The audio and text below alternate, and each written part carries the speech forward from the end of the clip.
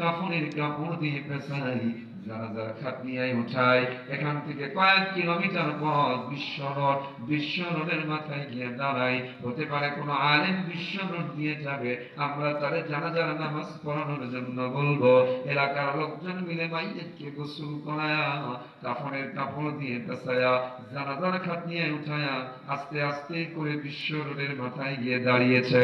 অনেকক্ষণ অপেক্ষা করার পর একজন দাড়িওয়ালা টুপিওয়ালা একজন আলেম সাইকেল নিয়ে আসতেছে। এলাকার লোকজন থামালেন, হুজুর থামেন থামেন, আমরা পড়েছি বড্ড বিপদে।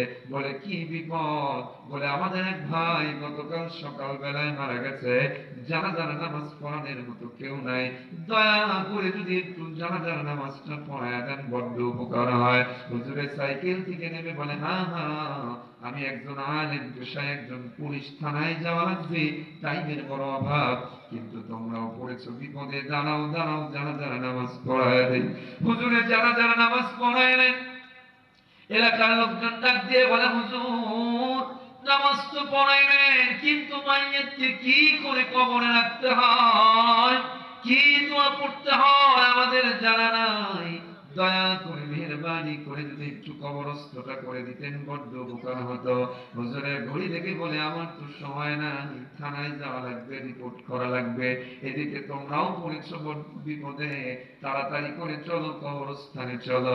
হুজুরে নিজে কবরস্থানে গেলেন, তাড়াতাড়ি করে কবর খনন করলেন, মাইয়িতকে কবরের ভিতরে শোয়া মাটি আর বাঁশ দিয়ে দাফনের কাজ শেষ করে হুজুরে তাড়াতাড়ি করে থানায় যায়। থানায় গিয়ে পকেটের ভিতরে হাত দিয়ে দেখে তার পকেটের ভিতরে জরুরি কিছু সার্টিফিকেটের কাগজ ছিল। ওই সার্টিফিকেটের কাগজগুলো পাওয়া যাচ্ছে না। রাস্তার ভিতরে, থানার ভিতরে, বাড়ির ভিতরে সব জায়গায় তন্ন তন্ন করে খুঁজলেন, কোথাও পাওয়া গেল না।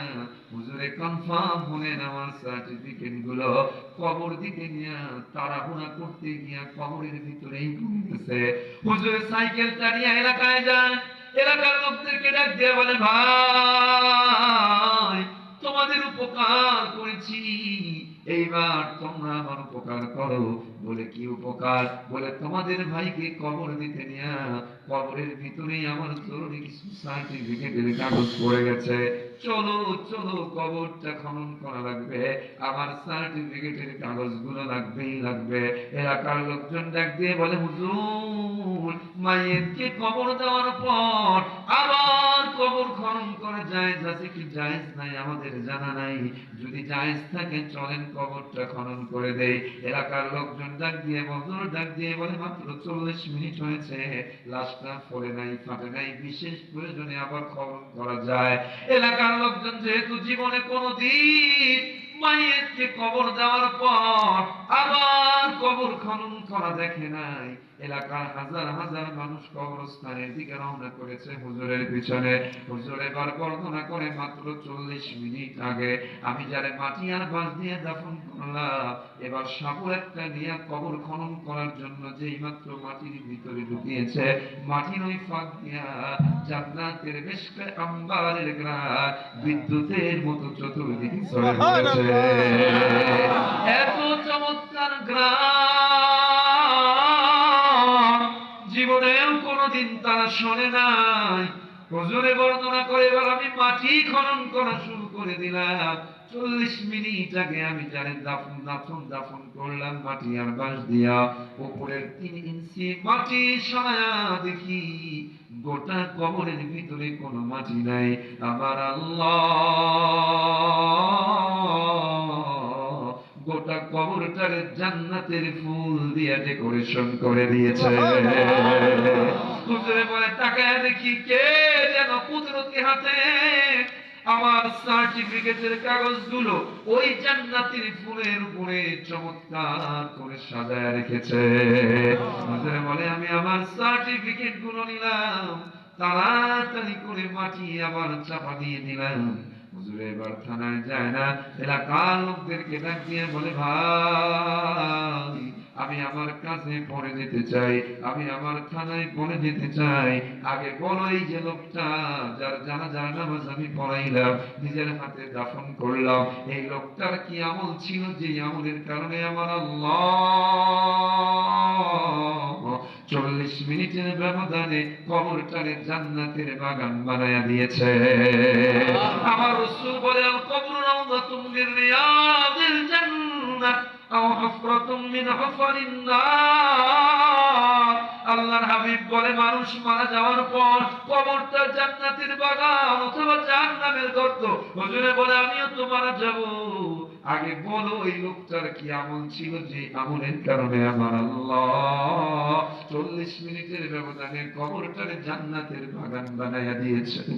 এলাকার লোকজন ডাক দিয়ে বলে হুজুর লোকটা বড় মূর্খ মানুষ, খেত খামারে কাজ করে, নামাজ পড়ে, স্পেশাল কোন আমল আমাদের চোখে পড়ে নাই, মা বাবা ভাই বোন কেউ নাই, একটা বোনের সাথে থাকে। হুজুর বলে নিয়ে যাও পর্দার আড়াল থেকে বোনের সাথে।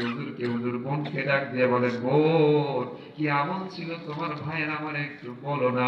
বোনেও ডাক দিয়ে বলে তেমন কোন আমল তো আমার চোখে পড়ে নাই, তবে হ্যাঁ একটা আমল প্রত্যেকদিন মাগরিবের নামাজের পরে আমি দেখতাম, আমার ভাইকে দেখতাম প্রত্যেকদিন মাগরিবের নামাজের পর কি যেন একখানা কিতাব খুলে বসতো। আমার ভাই পড়তে জানতো না, অক্ষর জ্ঞান ছিল না, কিন্তু আমার ভাইকে দেখতাম ওই কিতাবটারে খুলে শাহাদাত আঙ্গুলি দিয়া প্রত্যেকটা লাইনে লাইনে কি যেন নাড়াচাড়া করতো আর বলতো আয় মেরে মাওলা, আয় মেরে বারি। আমার ভাইকে দেখতাম ওই কিতাবের প্রত্যেকটা লাইনে লাইনে আঙ্গুলটা নাড়াইতো আর আল্লাহরে বলতো আল্লাহ। ডাক দেন না একটু আল্লাহ, জোরে ডাক দেন না একসাথে আল্লাহ। আমার ভাইকে দেখতাম চোখের পানিগুলো ছেড়ে দিয়া আল্লাহর ডাকতো আর বলতো আল্লাহ আপনার কিতাবটা পড়তে জানি না, কিন্তু কলিজা দিয়া মহব্বত করি, ভালোবাসি। ওগো আল্লাহ আপনার কিতাবের ভালোবাসার উসিলায় আমি যখন মারা যাব আমার কবরটারে জান্নাতের বাগান বানায়া দিয়ে। আমার ভাইদেরকে বলে হুজুর বলে কোন কিতাবটা দাও দেখি না কোন কিতাব। হুজুর হাতে নিয়ে দেখে না না না সাধারণ কোন কিতাব না, প্রত্যেক দিন ওই লোকটা আল্লাহর কোরআনটারে মহব্বত করত। হুজুর বলে হ্যাঁ হ্যাঁ আল্লাহর কোরআনকে ভালোবাসার উসিলায় আল্লাহ সব গুনাহ মাফ করে কবরটারে জান্নাতের বাগান বানায়া দিয়েছে। আমি আমার বাংলা বাজারের ভাইদেরকে বলি, পর্দার আড়ালের বোনদেরকে বলি, এ ভাই দুনিয়াতে কেউ কারো না, স্বার্থের আঘাত লাগলে আপন ভাই শত্রু হতে সময় লাগে না, ঠিক কিনা? আপন বন্ধু শত্রু হতে সময় লাগে না। কাল হাসরের ময়দানে মুসিবতের মুহূর্তে দুনিয়াতেই তো কেউ কারো না, কাল হাসরের ময়দানে মুসিবতের মুহূর্তে কেউ কোনো উপকারে আসবে না। আপনার টাকা বাড়ি গাড়ি বন্ধু আত্মীয় স্বজন কেউ না। কোরআনটা খুলবেন বাসায় গিয়ে 30 নম্বর পারা 80 নম্বর সূরা সূরা আবাসা 33 34 35 36 37 নম্বর আয়া আল্লাহ বলেন ফাইদা জাআতিস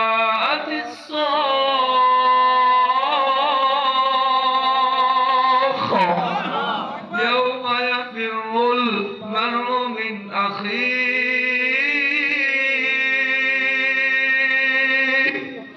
وأمه وأبيه আল্লাহ বলে কাল হাসরের ময়দানে কেউ কারো উপকারে আসবে না।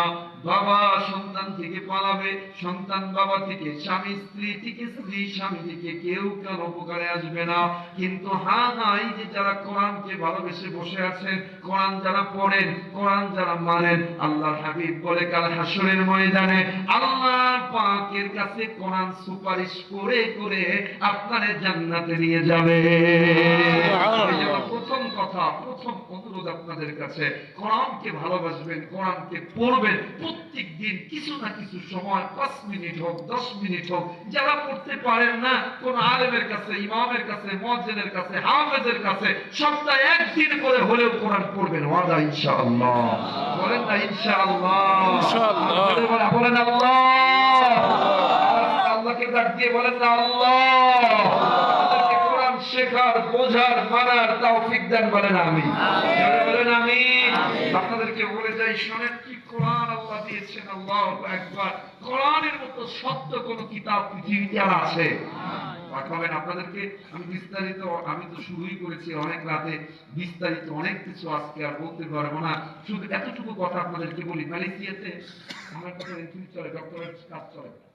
আমি তখন মালয়েশিয়ার একটা কুয়ালালামপুরে একটা ইন্টারন্যাশনাল কনফারেন্স হচ্ছিল। বিভিন্ন ধর্ম, আমার হিন্দু ধর্ম, খ্রিস্টান ধর্ম, বৌদ্ধ ধর্ম, ইহুদি ধর্ম, পার্সিয়ান ধর্ম, অনেক ধর্মের মানুষ। তো অ্যাজ এ মুসলিম গেস্ট আমিও সেখানে ইনভাইটেড ছিলাম, কারণ আমার এমফিল এর সাবজেক্ট হলো কম্পারেটিভ রিলিজিয়ান, তুলনামূলক ধর্মতত্ত্ব। As a student of comparative religion আমি গেস্ট। তো আমি যখন বক্তব্য দিতে উঠছি, আমার সামনে যারা বসা বেশিরভাগ মুসলমানও আছে, কিন্তু বেশিরভাগ হলো হিন্দু, খ্রিস্টান, বৌদ্ধ, ইহুদি, পার্সিয়ান।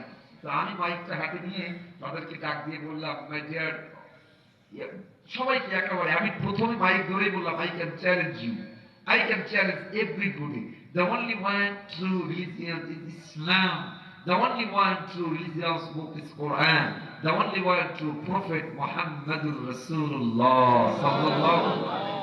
আমি মাইকটা হাতে নিয়ে এই সব ধর্মের মানুষকে একটা চ্যালেঞ্জ ছুড়ে দিলাম। অবাক হবেন আপনারা, পৃথিবীতে ধর্ম আছে। Doctor David B Barrett encyclopedia of ব্রিটানিকায় গোটা পৃথিবীর ধর্মগুলো রিসার্চ করে তিনি একটা রিপোর্ট সাবমিট করেছেন। ধর্ম আছে মোর দ্যান 43,000 রিলিজিয়ান, প্রায় 43,000। বলুন তো কত হাজার? কত হাজার? বলুন তো 43,000 ধর্মের ভিতরে আমার রবের কাছে, আমার মালিকের কাছে, আমার আল্লাহর কাছে একমাত্র অ্যাকসেপ্টেবল, চয়েসফুল, গ্র্যান্টেড, গ্রহণযোগ্য ধর্ম একমাত্র কয়টা? জোরে বলেন কয়টা? নাম কি? ইসলাম। জোরে বলেন কি নাম? কথাটাও আমার নয়, কথাটাও কার? কোরআন কারীমের 3 নম্বর পারা, 3 নম্বর সূরা আলে ইমরান 19 নম্বর আয়াত। আল্লাহ বলেন ইন্নাদ দীনা, পড়েন না, ইন্নাদ দীনা ইনদাল্লাহিল ইসলাম। আল্লাহ বলে আমি আল্লাহর কাছে একমাত্র সত্য ধর্মের নাম ইসলাম। আমার সামনে যারা বসা হিন্দু, খ্রিস্টান, বৌদ্ধ, ইহুদি, আমি তাদেরকে চ্যালেঞ্জ দিয়ে বললাম সত্যটাই, একটু জোর গলায় বললাম, পৃথিবীতে একমাত্র সত্য ধর্মের নাম ইসলাম, একমাত্র সত্য কিতাব আল কুরআন, একমাত্র সত্য বর্তমানে মানুষ গ্রহণযোগ্য নবী মুহাম্মাদুর রাসূলুল্লাহ। হিন্দু বসা, খ্রিস্টান, বৌদ্ধ, সত্য কথা হজম করতে তো কষ্ট, বড় বড় করে চোখ তুলে তাকিয়ে আছে, মানে আমাকে খেয়ে ফেলবে। আমি তখন পাল্টা বললাম, আই ক্যান প্রুভ ইট। আমি জানি আমি যদি এই কথা বলে নেমে যাই, আমাকে প্রশ্নের জবাব দিতে দিতে শেষ হয়ে যেতে হবে। আমি ডাক্তারকে আবার পাল্টা বললাম, I can prove it, I have so much evidence, প্রমাণ আছে আমার কাছে। আমি তাদেরকে এবার আপনাদেরকে মনে রাখবেন, আমি জাস্ট কোরআনকে, রাসূলকে বোঝানোর জন্য শুধু দুটো পয়েন্ট আপনাদের সামনে তুলে ধরি। ধর্ম নিয়ে ঢুকলে বের হতে পারবো না। আমি সব ধর্মের মানুষদেরকে ডাকি, বললাম, হ্যাঁ ভাই, খ্রিস্টান আছে পৃথিবীতে প্রায় 400 কোটি। খ্রিস্টান আছে প্রায় কত কোটি? 400 কোটি। গোটা পৃথিবীতে 400 কোটি খ্রিস্টান আছে। আমি খ্রিস্টানদেরকে বললাম, এই খ্রিস্টান ভাইয়ারা, গোটা পৃথিবী খ্রিস্টানরা মিলে আপনাদের যে কিতাব, বর্তমানটার নাম বাইবেল, অরিজিনালটার নাম ইনজিল, নবী ঈসা আলাইহিস সালামের উপর নাযিল হয়েছে, গোটা পৃথিবীর খ্রিস্টানরা মিলে আপনাদের কিতাবের একটা কপি আমাকে দেন। If you can give me one copy of ইনজিল originally, I must surrender here. গোটা পৃথিবীর খ্রিস্টানরা মিলে আপনাদের কিতাবের একটা কপি যদি দিতে পারেন, দেখাইতে পারেন, আমি মুফতি রফিকুল ইসলাম সিরাজ এখানে সারেন্ডার হয়ে যাব। অবাক হবে, এই চ্যালেঞ্জের পরে খ্রিস্টানদের চোখ আর বড় না নিচের দিকে নেমে গেছে, কারণ আই নো ভেরি ওয়েল তারা they never ever show me, they never ever can give me one copy of Injil. তারা গোটা পৃথিবীর 400 কোটি খ্রিস্টান মিলে তাদের বাইবেলের একটা অরিজিনাল কপি দিতে পারবে না, দেখাতে পারবে না। আমি ইহুদিদেরকে ডাক দিয়ে বললাম, এই ইহুদি ভাইরা, আপনাদের কিতাবের নাম হলো বাইবেল, ওল্ড টেস্টামেন্ট অথবা ত্রিপিটক অথবা বুক অফ ডিউটারনমি, যেটাই বলেন, আপনাদের অরিজিনালটার নাম তাওরাত, নবী মুসা আলাইহিস সালামের উপর নাযিল হয়েছে। গোটা পৃথিবীর ইহুদিদেরকে চ্যালেঞ্জ দিলাম, এই ইহুদি ভাইরা, give me one copy of Taurat original. If you can give me, if you can show me one copy of Taurat originally, I must surrender here. এক কপি যদি দেখাইতে পারেন, সারেন্ডার হয়ে যাব। পারে নাই, পারবে না। এবার আমি তাদেরকে ডাক দিয়ে বললাম, can to me, how much copies of the Quran do you want in the whole world? Go east to west, north to south. আমার কাছে আসেন, কয় কপি কোরআন চান? 1500 বছর আগের কোরআন, যেখানে যাবেন গোটা পৃথিবীর পূর্ব থেকে পশ্চিম, উত্তর থেকে দক্ষিণ, আফ্রিকার জঙ্গলে যদি যান, বাংলাদেশের একেবারে চরাঞ্চল থেকে শুরু করে আফ্রিকার জঙ্গলে যেইখানে যাবেন, আমার কোরআন একটা জবরজের নোকটা পরিবর্তন হওয়া ছাড়া আমার কোটি কোটি কোরআন আমি দেখাইতে পারবো। আমার কোরআনের থেকে সত্য কিতাব হতে পারে না। ঠিক কিনা? শুধু কোরআন নয়, শুধু কোরআন নয়, কোরআন তো প্রিন্টেড কোরআন, কোরআন তো কাগজের কোরআন। আমি ডাক দিয়ে বললাম, কেন তুমি how much live Quran do you want in the whole world? জীবন্ত কোরআন কত চান? 8 বছরের বাচ্চা, তাদের সিনার ভিতরে 30 পারা কোরআন আল্লাহ হেফাজত করে দিয়েছে। গোটা বিশ্বের ভিতরে এরকম একটা না, লক্ষ লক্ষ কোটি কোটি হাফেজে কোরআন আল্লাহ তাআলা তৈরি করে দিয়েছে। পৃথিবীতে এরকম আর নজির পৃথিবীতে নাই। বাইবেল বলেন, ত্রিপিটক বলেন, জিন্দাবিস্তা বলেন, বুক অফ ডিউটোরনমি বলেন, একটা কিতাবের হাফেজ পাবেন না।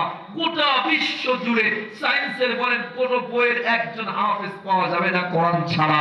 কিন্তু কি আজব এক কোরআন! 30 পারা, 6236টি আয়াত, 10 বছরের বাচ্চা, 8 বছরের বাচ্চা, এরা এখনো পেশাব বোঝে না, এখনো টয়লেট বোঝে না, এখনো খাবার বোঝে না, এদের সিনার ভিতরে আল্লাহ গোটা কোরআনটা হেফাজত করে দেওয়ার ব্যবস্থা করে দিয়েছেন।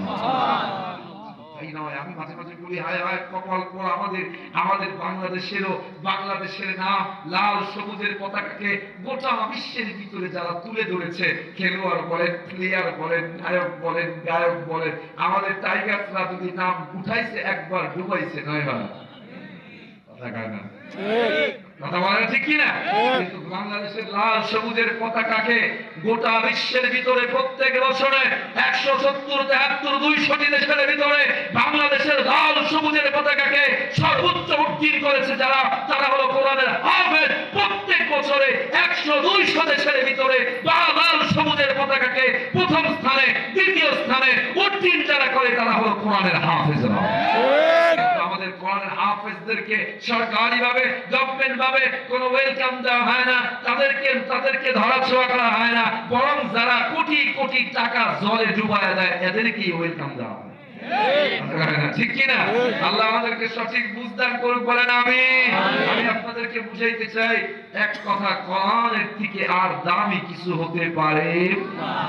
আমাদের ইহুদি খ্রিস্টানদের এবার তো জবাব নাই। এবার আমি আরেকটু সামনে গিয়ে তাদেরকে ডাক দিয়ে বললাম, ইহুদি ভাইরা, খ্রিস্টান ভাইরা, হিন্দু ভাইরা, আপনাদের কিতাবের কথা বলেন, আমার কাছে আসেন না।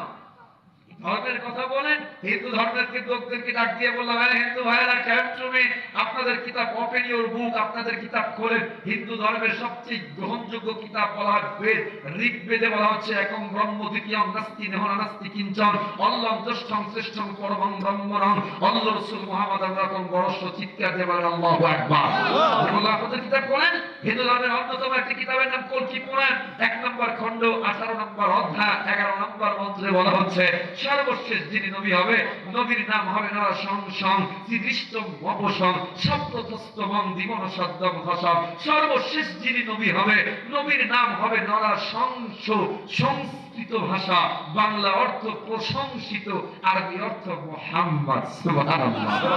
সর্বশেষ যিনি নবী হবে, নবীর পিতার নাম হবে কল্কি পুরাণ। কল্কি পুরাণ 1 নম্বর খণ্ড, 18 নম্বর অধ্যায়, 9 নম্বর মন্ত্রের শেষ অংশে বলা হচ্ছে, সর্বশেষ যিনি নবী হবে, নবীর পিতার নাম হবে বিষ্ণুজ শশ, ধর্ম মাধত্তে বৈষ্ণব। বিষ্ণুজ শশ সংস্কৃত ভাষা, বাংলা অর্থ মনিবের দাস, আরবি অর্থ আব্দুল্লাহ। জন্ম তারিখটা কত হবে তাও বলা হচ্ছে কল্কি পুরাণে 1 নম্বর খণ্ড, 18 নম্বর অধ্যায়, 12 নম্বর মন্ত্রের শেষে বলা হচ্ছে, দ্বাদশ শুল্ক পক্ষ স মাধবে মাসি মাধব। মাধব মানে বসন্ত, আরবিতে বসন্ত হলো রবি, শুল্ক মানে প্রথম, আরবিতে আউয়াল, রবিউল আউয়াল। দ্বাদশ মানে 12, রবিউল আউয়ালের 12 তারিখ হবে ওই নবীর জন্ম। সুবহানাল্লাহ। ডজন উদাহরণ, এদিকে আমি আজকে যেতে পারবো না, ডজন উদাহরণ। আমি বৌদ্ধ ভাইদেরকে ডাকতে বললাম, আপনাদের কিতাব খোলেন। বৌদ্ধ ধর্মের অন্যতম গ্রন্থ গসপেল অফ বুদ্ধা, গৌতম বুদ্ধ যিনি ফাউন্ডার, গৌতম বুদ্ধকে বলা হলো শেষ নবী কে হবে। গৌতম বুদ্ধ বলে, I'm not first Buddha who came on the earth, nor shall I be the last. In one time another Buddha will arise in the world. He will proclaim a religious life wholly perfect and true. Gautam Buddha বলে, আমার পর একজন সত্য নবী আসবে যার নাম হবে আহমদ, তার ধর্মই একমাত্র সত্য ধর্ম। সুবহানাল্লাহ। ডজন ডজন উদাহরণ আছে সব ধর্মে। আজকে ধর্ম নিয়ে নয়, শুধু এতটুকু কথা আপনাদেরকে বলতে চাই, একমাত্র সত্য ধর্ম ইসলাম, একমাত্র সত্য কিতাব কোরআন, একমাত্র সত্য নবী মুহাম্মাদুর রাসূলুল্লাহ। আমরা চিনি না, না কোরআনের কাছে আসি, না রাসূলকে মানি, না রাসূলকে বুঝি, না রাসূলকে চিনি। আপনাদেরকে বলি, দুঃখ আর ভারাক্রান্ত হৃদয় নিয়ে আমরা মাঝে মাঝে বলি, মুসলমান আজকে পাওয়ার হাউস থেকে দূরে শান্তির জন্য হনহন করে কাজ করছি, সকাল থেকে নিয়ে রাত পর্যন্ত, বছরের 20টা বছর, 40-50টা বছর কাজ করে গেলাম, কোথায় শান্তি সেটাই বুঝলাম না। হ্যাঁ হ্যাঁ, আপনারা কখনো দেখেছেন কিনা, একটা কথা আপনাদেরকে বলে যাই, এই যে আপনাদের বিশ্ব রোড, মনে করেন সূর্যের আলো যখন বিশ্ব রোডের উপরে পড়ে, 1 কিলোমিটার দূর থেকে দেখবেন মনে হয় যে পানি টলমল টলমল করছে। কখনো দেখেছেন আপনারা? বলেন দেখেছেন? আচ্ছা বলুন তো আপনারা, তৃষ্ণার্ত, আপনি প্রচন্ড তৃষ্ণার্ত ক্ষুধার্ত, প্রচন্ড তৃষ্ণার্ত ক্ষুধার্ত অবস্থায় 1 কিলোমিটার দূরে পানি টলমল করছে, আপনি পানি পান করানোর জন্য দৌড়ে ছুটে গেলেন, বলুন তো 1 কিলোমিটার দৌড়ানোর পরে ওই জায়গায় গিয়ে কি পানি পাবেন? আপনার তৃষ্ণা কমবে না আরো বাড়বে? বুঝে থাকলে বলুন না, কমবে না বাড়বে? আমি আমার ভাইদেরকে বলি, শোনেন, যে দুনিয়া দুনিয়া করছেন, যে বাড়ি বাড়ি গাড়ি গাড়ি টাকা বউ বাচ্চা যার পিছনে সারাটা দিন দিচ্ছেন, সারাটা সপ্তাহ মাস দিচ্ছেন, এই দৌড়ানোর পিছনে আপনার অশান্তি শুধু বাড়বে, টেনশন শুধু বেড়েই যাবে, হয়রানি শুধু বেড়েই যাবে। একটা লোক, আপনারা তো দূরের কথা, গোটা পৃথিবীর 800 কোটি মানুষের একজন লোকে কথা বলতে পারবে না আমি মোর 1টা বছর গিয়েছে আমার টেনশন কমেছে। নো, বরং টেনশন যতদিন যাবে দিন বাড়বে। কখনো টাকার, কখনো বাড়ির, কখনো গাড়ির, কখনো ছেলের, কখনো নাতির, কখনো নাতনির, কখনো বউয়ের, টেনশন কমবে না। আল্লাহ বলেছে, আল্লাহ কুমুত তাকাসুর হাত্তা যুরতুমুল মাকাবির, কবরে যাওয়ার আগ পর্যন্ত টেনশন কমবে না, হয়রানি কমবে না, পেরেশানি কমবে না, কোনদিন কারো কমে নাই। টাকা যতই হোক না কেন, বাড়ি যতই করেন না কেন, আমার ভাইয়েরা, কমবে না। টেনশন কমার উপায় ঈমান, কোরআন, আল্লাহর কাছে আসবেন, ঈমানের কাছে আসবেন, নামাজের কাছে আসবেন, তো আল্লাহ আপনার হৃদয়কে প্রশান্ত করে দুনিয়াতে শান্তি দিবে, মরার সাথে সাথে জান্নাত দিবে। সুবহানাল্লাহ। আপনাদেরকে বলি, যদি নিজেদেরকে ভালো, নিজেদের দুনিয়াটা সুন্দর করতে না পারেন, এত সুন্দর চেহারা আল্লাহ আপনাদেরকে দিয়েছেন, আমাদেরকে দিয়েছেন, এরপরেও যদি নিজেদেরকে সুন্দর করতে না পারি, আমার আপনার কপাল পোড়া কেউ নাই। ইন্দোনেশিয়ায় আমি একটা প্রোগ্রাম করছি, আমার সামনে যারা বসা বেশিরভাগ ইথিওপিয়ার মানুষ। ইথিওপিয়া আপনারা জানেন কিনা কোন দেশ? আফ্রিকার একটা দেশ। এত কালো, দাঁত ছাড়া কিচ্ছু দেখা যায় না। আমি মাঝে মাঝে বলি, আমাদের বাংলাদেশের মানুষকে আল্লাহ বলতে দয়া করে বানিয়েছে, না অতি ফর্সা, না অতি কালো, না অতি লম্বা, না অতি খাটো। চায়নায় গেলে সব মনে হয় একই চেহারা, কোনটা কি পার্থক্য করা মুশকিল। আফ্রিকার লোকজন দাঁত ছাড়া কিচ্ছু দেখা যায় না। বাংলাদেশের আবহাওয়া আমাদেরকে সবকিছুই যেন আল্লাহর বিশেষ দয়া, আলহামদুলিল্লাহ। আমি ওই ইথিওপিয়ার মানুষগুলো দেখছিলাম, আর মনে হচ্ছিল, হায় হায়, আল্লাহ তাআলা ওই একজন মানুষের কথা আমার বড্ড মনে পড়ছিল, নাম হলো হযরত বেলাল। কি নাম বলেন? বলেন বলেন, কি নাম? মাশাআল্লাহ, কত আমার যুবক ভাইরা যারা আছেন, তরুণ ভাইরা, পর্দার আড়ালের বোনেরা, আল্লাহ আমাদের কত চমৎকার চেহারা দিয়েছেন, কত বাড়ি দিয়েছেন। এরপরেও যদি দুনিয়াটা সাজাইতে না পারেন, পরকাল যদি সাজাইতে না পারেন, আপনার আমার থেকে কপাল কেউ নাই। বেলালের দিকে তাকাইয়া দেখে কিচ্ছু নাই বেলালের। আমার ভাইরা, এত কালো বেলাল। গোটা ইতিহাসে 3জন কালো মানুষ, একজন হযরতে লোকমান, আর একজন হল হযরতে বেলাল। হযরতে এত কালো, রাতের বেলায় হাঁটলে বেলালকে দেখা যায় না। এত খাটো, মানুষের ভিতরে দাঁড়াইলে বসলে বেলালকে দেখা যেত না। পা কোনো ফাটা ফাটা, শিক্ষা নাই, ডিগ্রি নাই, বাড়িও নাই, গাড়িও নাই, টাকাও নাই, পয়সাও নাই, কিন্তু দেখেন ওই বেলালের দাম আল্লাহ কত বাড়ায় দিয়েছে। আল্লাহর হাবিব বলেন, আমি যখন জান্নাত পরিদর্শন করি, আমার জান্নাতের পাশে কার যেন পায়ের জুতার আওয়াজ শোনা যায়। জিবরিলকে ডাক দিয়া বললাম, জিবরিল, আমার জান্নাতের পাশে কার পায়ের জুতার আওয়াজ শোনা যায়? জিবরিল ডাক দিয়ে বলে, ইয়া রাসূলুল্লাহ, ইয়া হাবিবাল্লাহ, আপনার কালো সাহাবী বেলাল মদিনায় হাঁটে, তার পায়ের আওয়াজ জান্নাতে শোনা যায়। কি দাম আল্লাহ বলে দিয়েছে! বেলাল মসজিদে নববীতে আযান দেয়। বেলালের কণ্ঠ তো ভালো না, বেলালের জিহ্বার ভিতরে ফুটো। কারণ বেলাল যখন ইসলাম ধর্ম গ্রহণ করে, বেলালের মুনি উমাইয়া জিহ্বাটারে টান দিয়া ধরে বাবলা গাছের কাঁটা বেলালের জিহ্বার ভিতরে ঢুকাইয়া দিয়েছে। বেলালের জিহ্বা দিয়ে ফিনকি দিয়ে রক্ত বের হচ্ছিল। বেলালকে বলা হলো, বেলাল, তোর জীবন তো যায় যায়, এখনো কি ঈমান ছাড়বি না? বেলাল ডাক দিয়ে বলে, মুনির, জিহ্বা কেন, কলিজাটাও যদি ফুটো করে দেয়, কসম আল্লাহর, এক মুহূর্তের জন্য ঈমান ছাড়ব না। এই যে জিহ্বার ভিতরে ফুটো, শির উচ্চারণ করতে তিনি পারতেন না, তিনি সাধুকে আস বলতেন। একদিন এশার নামাজের পর কিছু সাহাবায়ে কেরাম আল্লাহর হাবিবকে বললেন, ইয়া রাসূলুল্লাহ, অমুক সাহাবীর কণ্ঠটা বড় ভালো, আজকে ফজরের নামাজ থেকে বেলালের পরিবর্তে তারে আযানের দায়িত্ব দেন। দেখেন আল্লাহর সাথে কি কানেকশন! আল্লাহর হাবিব সাহাবাদের কথা ফেলতে পারলেন না, বেলালকে ডাক দিয়ে বলে, বেলাল, আজকে ফজর থেকে তোর আযান দেওয়া লাগবে না। অমুক সাহাবীকে বলে, তুমি আযান দিবা। ফজর সবাই যখন বের হয়ে যায়, বেলাল সিজদায় পড়ে আল্লাহর কাছে কাঁদতে থাকে আর বলে, আল্লাহ, কণ্ঠ তো আমার দান নাই, কণ্ঠ আপনার দান।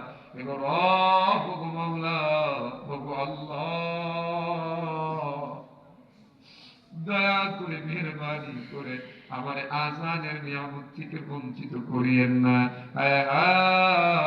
যেই মাত্র কাছ থেকে বেলাল আযান দেয় নাই, ওই সুরেলা সাহাবী আযান দিয়েছে। প্রত্যেকদিন আযান হয়, আযানের পরে যখন অন্ধকার কেটে কেটে যখন একটু আলো আলো হয়, আল্লাহর নবী হুজরা থেকে বের হয়ে মসজিদে আসে। আজকে আযান হয়েছে লম্বা সময়, অন্ধকার কাটে না, আলো হয় না, আল্লাহর নবীও বের হয় না, জিবরিল নাজিল হয়ে গেছে। আল্লাহর হাবিবকে বলে, ইয়া রাসূলুল্লাহ, প্রত্যেকদিন ফজরের আযান হয়, আজকে কেন আযান হয় নাই? আল্লাহর হাবিব বলে, না না, জিবরিল আযান তো হয়েছে। জিবরিল বলে, না ইয়া রাসূলুল্লাহ, প্রত্যেকদিন কে যেন আযান দেয়, আযানে আল্লাহু আকবারের আওয়াজ শব্দ আকাশ পার করে আরশে আজিমে গিয়ে ধাক্কা লাগে। আজকে কে যেন আযান দিয়েছে, আরশে আজিমে আযান পৌঁছে নাই, তাড়াতাড়ি তার ডাকে না, আযান দিতে দেন। সে যদি আযান না দেয়, হয়তো কিয়ামত হয়ে যাবে, সূর্য উদয় হবে না। এই সম্মান, এই মর্যাদা কোরআন দিয়ে নিজেকে সাজানোর কারণে আমার ভাইয়েরা, আপনাদের কাছে তো ছোট্ট করে আজকে পড়ে শান্তি চান, সুখ চান, সম্মান চান। আপনাদেরকে এত কিছু পড়েও যদি আল্লাহর সাথে কানেকশন করে পরকাল অর্জন করতে না পারেন, এগুলোর কিচ্ছু দাম নেই। এই জন্য নিজেকে দিয়ে আল্লাহর কাছে এসে নিজেকে কোরআন দিয়ে সাজাবেন তো ইনশাআল্লাহ। বলেন না ইনশাআল্লাহ? দোয়া করি আল্লাহ আমাদের সকলকে কবুল করে নিক, বলেন আমিন। কোরআনের কাছে আসবেন না তো কার কাছে আসবেন? আমি আপনাদেরকে কয়েকটা আমল বলে দেই।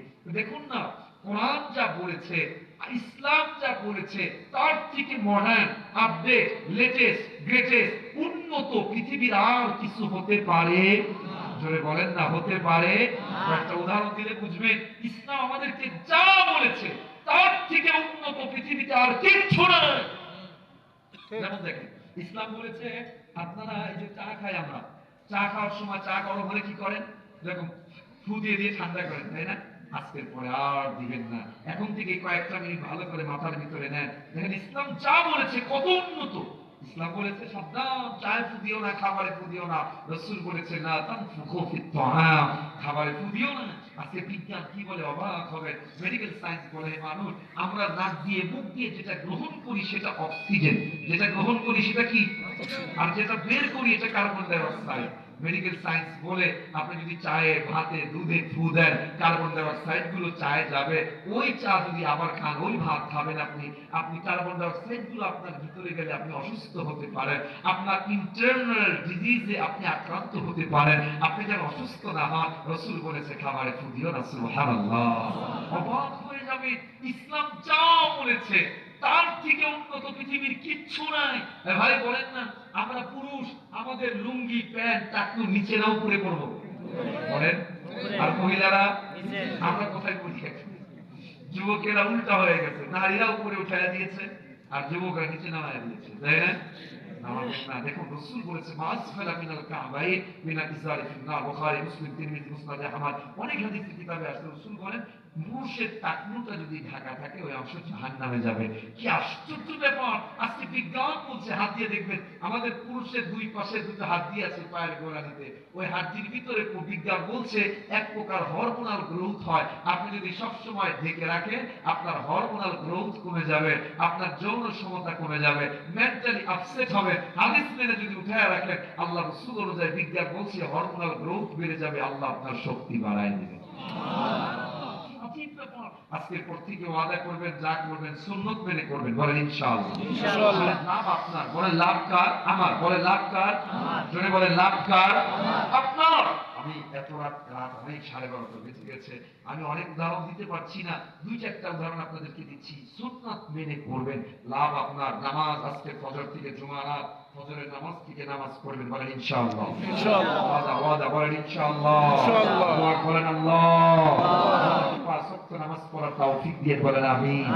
শুনেন, ডক্টর তারেক মাহমুদ লন্ডনের এয়ারপোর্টে দাঁড়িয়েছে নামাজ পড়তে, আল্লাহু আকবার, রুকু সিজদা সালাম ফিরেছে, আসসালামু আলাইকুম ওয়া রাহমাতুল্লাহ। ডক্টর তারেক মাহমুদ বলে আমি যখন নামাজ শেষ করলাম, আমি নামাজের আগে থেকেই দেখছিলাম একজন বিজ্ঞানী, একজন লোক আমাকে অবজার্ভ করছে। ওই লোক এসে আমাকে পরিচয় দেয়, আমি একজন সার্জন, আমি একজন বিজ্ঞানী। আমি তোমার সেই লোক এসে বলে, oh man, from where did you get this exercise? তুমি যে ব্যায়াম করলে এতক্ষণে, ব্যায়ামটা কোত্থেকে পেলা? সুবহানাল্লাহ। ডক্টর তারেক মাহমুদ বলে, ভাই, it's not exercise, it's our prayer. Allah orders us to pray 5 times in every day. এটা কোনো ব্যায়াম নয়, এটা নামাজ। আমার আল্লাহ আমাদেরকে 5 ওয়াক্ত নামাজের আদেশ করেছে। ডক্টর তারেক মাহমুদ বলে, এই লোক এই কথা শুনে 1 সেকেন্ড দেরি করে নাই, সাথে সাথে কালিমা পড়ে মুসলমান হয়ে গেল। অবাক কথা না? ডক্টর তারেক মাহমুদ বলে, oh man, why did you accept the Islam to listen here? আপনি এই কথা শুনেই মুসলমান হয়ে গেলেন কেন? বিজ্ঞানী বলে, ভাই, এমনি নয়, ফ্রম 30 ইয়ার্স, 30 বছর ধরে আমার একটা ল্যাব আছে, আমার ওই ল্যাবে কোটি কোটি টাকা ব্যয় করে একটা টিম কাজে লাগায়া আমি একটা এক্সারসাইজ আবিষ্কার করেছি। শোনো, 30 বছর লাগায়া আমি যে ব্যায়াম বানিয়েছি, তুমি যে নামাজ পড়লা তোমার ভাষা ইবাদত, আমার ওই ব্যায়ামের থেকে তোমার এই নামাজ মানুষের জন্য কোটি গুণে উত্তম। আমার মন বলে যে ইসলাম এত সুন্দর ব্যায়াম দিতে পারে, ওই ইসলাম মিথ্যা হতে পারে না, পারে না। এই জন্য আমি কালিমা পড়ে মুসলমান হয়ে গেছি। The performing salah is the best exercise in the whole world. নামাজের থেকে উত্তম ব্যায়াম আর নাই। নামাজের আগা গোড়া আমার আপনার জন্য উপকার দিয়ে আল্লাহ তাআলা ভরে দিয়েছে। সুবহানাল্লাহ। বলছে 5 ওয়াক্ত নামাজ যদি কেউ পড়ে, 13টা বড় বড় রোগ থেকে আল্লাহ আপনাকে বাঁচিয়ে দিবেন। পারবেন তো ইনশাআল্লাহ। সামনে আসছে রমজানের রোজা, রোজা রাখবেন। বিজ্ঞান বলছে 1 মাস যদি কেউ কমপ্লিট রোজা রাখে, আগামী 11 মাস স্টোমাক জনিত, পাকস্থলী জনিত, ডাইজেস্টিভ জনিত, হার্ট জনিত, কিডনি জনিত প্রায় 34টা রোগ থেকে আল্লাহ তার হেফাজতের ব্যবস্থা করে দিয়েছে। সুবহানাল্লাহ। থাকবেন তো ইনশাআল্লাহ। ইনশাআল্লাহ। ইসলাম যা বলে তাই ওই অনুযায়ী জীবন যাপন করবেন। লাভ কার? বলেন লাভ কার? এখন যে ঘুমাবেন, ঘুমাবেন ডান কাতে না বাম কাতে? ডান কাতে ঘুমানোর সন্ধ্যা লাভ আপনার। কেন? বিজ্ঞান বলছে আমার আপনার হার্ট বাম পাশে। আমি সারাদিন যা করি, যা দেখি, যা পড়ি, যা শুনি, এটা মেমোরি কার্ডে সেভ হয়, লেফট সাইড মেমোরিতে সেভ হয়। রাতে যে খাবারগুলো খাই, এটা ডাইজেস্ট প্রেশার ক্রিয়েট হয় বেশি বাম সাইডে। সো আপনি যদি চিত হয়ে কিংবা বাম কাত হয়ে ঘুমান, হার্টের উপর প্রেশার পড়বে, মেমোরির উপর প্রেশার পড়বে, রাতের ঘুম ভালো হবে না, রাতের ভয়ানক স্বপ্ন দেখবেন। হ্যাঁ, রাতের মধ্যে, ঘুমের মধ্যে আল্লাহ অটো এদিকে মুভ করে দিবেন, এদিক সেদিক আল্লাহ মুভ করে দিবেন। ঘুমানো পর্যন্ত ডান কাতে ঘুমান, your heart is free, your memory card is free. বিজ্ঞান বলছে আল্লাহ তাআলা আপনাকে অনেক ভয়াবহ স্বপ্ন সহ টায়ার্ডনেস গুলো ক্লান্তি দূর করে আল্লাহ বলে ওয়াজআলনা নাওমা সুবাতা, চমৎকার একটি ঘুম দিয়ে সকাল আল্লাহ তাআলা করে দিবেন। সুবহানাল্লাহ। সুন্নাত মানবেন তো ইনশাআল্লাহ। আল্লাহ তাআলা আমাদের সকলকে মানার মতো তৌফিক দান করবেন।